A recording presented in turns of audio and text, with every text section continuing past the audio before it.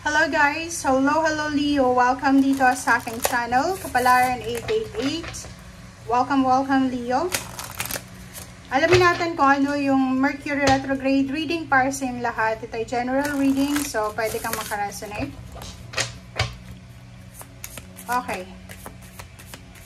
Para ito sa lahat ng Leo. First card natin dito is Lady Gaia. Lady Gaia is your challenges or lessons, your love and welcome on earth.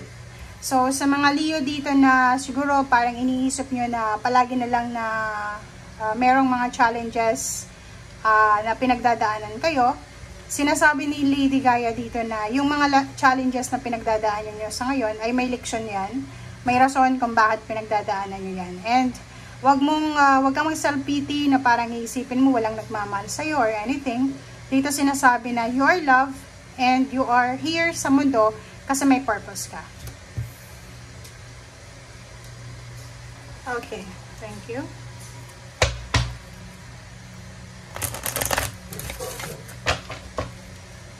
Leo. Oops, sorry. Okay, door to personal healing and happiness. So, Leo, sinasabi ng bara sa'yo dito na from March to April, may magbubukas, may pag-asa, may freedom. Kung makikita mo merong dove, merong rainbow, and sinasabi na may liwanag. So, may pinto ng personal healing and happiness na darating sa'yo, Leo. So, like dito, diba, ang daming challenges, ang daming mga pain and heartaches na pagdaanan mo. And this month, ng March and April, ay posibleng makarecover ka sa mga pain and heartaches na yan. And magiging masaya ka. Okay.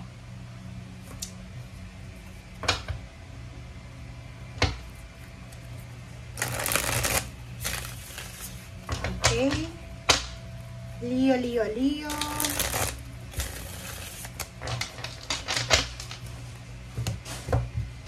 Sorry.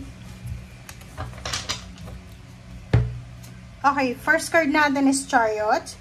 So, yung Chariot card na to is nakikita ko na lahat ng ginagawa mo sa ngayon or lahat ng nangyayari sa iyo ngayon, Leo, ay may progress. So, ibig sabihin, lahat ng sinisimulan or nasimulan mo na ay may development na mangyayari yan in the near future. So, wag mong iisipin, sabi nga sa'yo ni Lady Gaia na lahat ng pinagdadaanan mo sa ngayon ay may rason. They're not challenges, they're just lesson or they're just parang test para sa atin. So, ang Chariot na to is a major arcana. Sinasabi na magkakaroon ng peace and harmony. Nandito yung yin and yang. Kahit maraming obstacles and challenges, ma-overcome at ma-overcome pa rin yan. So, if may mga Leo ditong gustong mag-travel, gustong maayos yung takbo ng kanilang buhay, wag kang mag-alala kasi you're in the right track, you're in the right direction. And i-pursue mo lang kasi sinasabi ng baraha dito na kahit sinong gustong humadlang dito, walang sino man ang makakahadlang. Okay? If it's for you, it's for you talaga. Okay. Next card natin is Ace of Pentacles. So, Leo, sinasabi na may mga good news regarding work or finances. So, may mga offer ng good news dito about money. May mga door to value, so parang may magbubukas ng opportunities and possibilities regarding money. Okay, new job, new career, new connection, or new source of income. Next is Knight of Pentacles. So, Knight of Pentacles is may mga good news or may mga offer ng money, parang financial siya, na talagang makakatulong sa'yo para sa development ng mga dreams mo and goals. Okay, sa mga Leo na namumroblema, na-stress, nagkaka-anxiety, may depression, or yung mga Leo na nahihirapan na silang isettle yung mga gusto nila sa buhay, dito sinasabi na huwag kayong masyadong mag-panic, mag-alala, kasi everything happens for a reason, and lahat ng ito ay magiging maayos. Okay? Nakikita ko rin, may mga Leo na marami kayong pinagsisisihan sa buhay. Nakikita ko, nagsisisi kayo sa mga past actions nyo. But yun na nga, wag mo nang balikan yung nakaraan kasi past is past na, diba? So, move forward.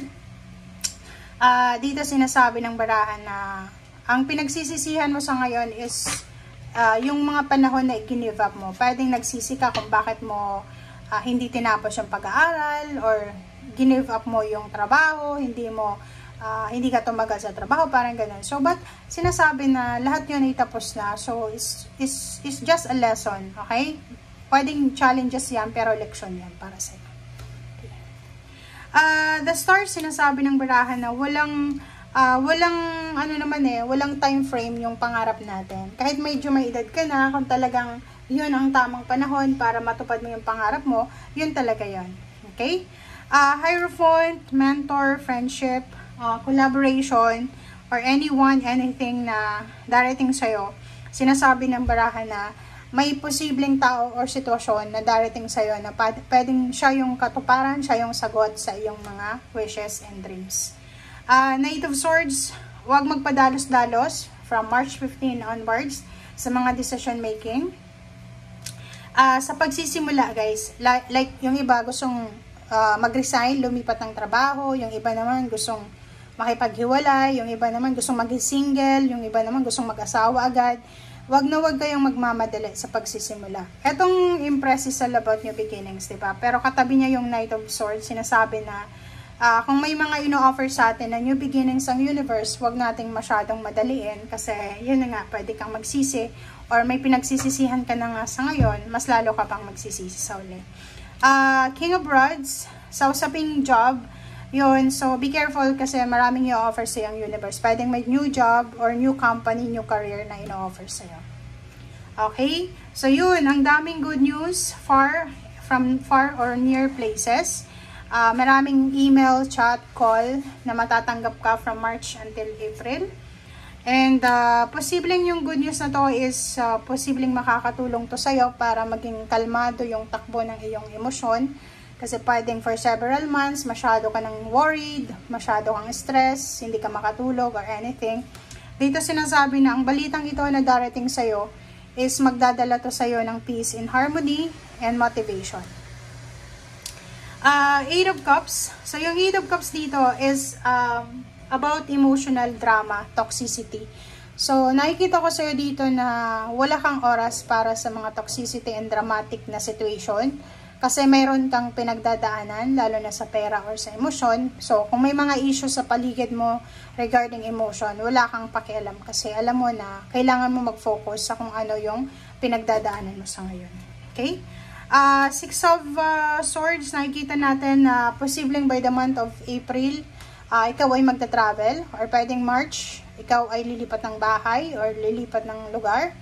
And nakikita ko na aalis ka sa sitwasyon na sobrang hindi maganda and papasok ka sa isang sitwasyon na napakaganda. Page of Cups, kung saan ka man papunta, kung ano man itong pupuntahan mo, ano man itong plano mo, sinasabi sa'yo dito na magdadala to sa'yo ng peace and harmony and mariresolve mo yung mga issues mo sa pera and all about the issues sa physical health. Okay? Thank you guys. Bye!